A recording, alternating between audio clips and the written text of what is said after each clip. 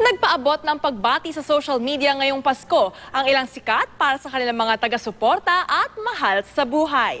Narito ang chika. Nag-tweet ng short but sweet Christmas message si Maine Mendoza sa kanyang mahigit 4.2 million followers sa Twitter.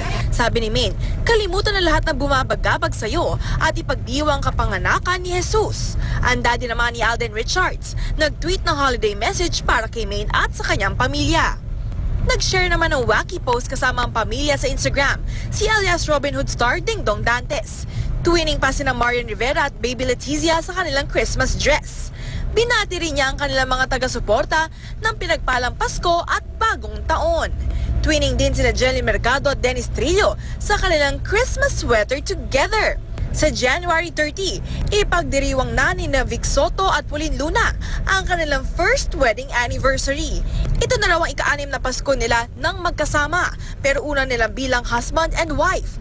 Kaya naman super thankful si Pauline. Nagpasalamat naman si Benjamin Alves sa love team nitong si Julian San Jose sa regalo nito sa kanyang parents. Ang pamilya naman na Asia's pop sweetheart, nagustuhan din ng mga regalo ni Benjamin ngayong Pasko.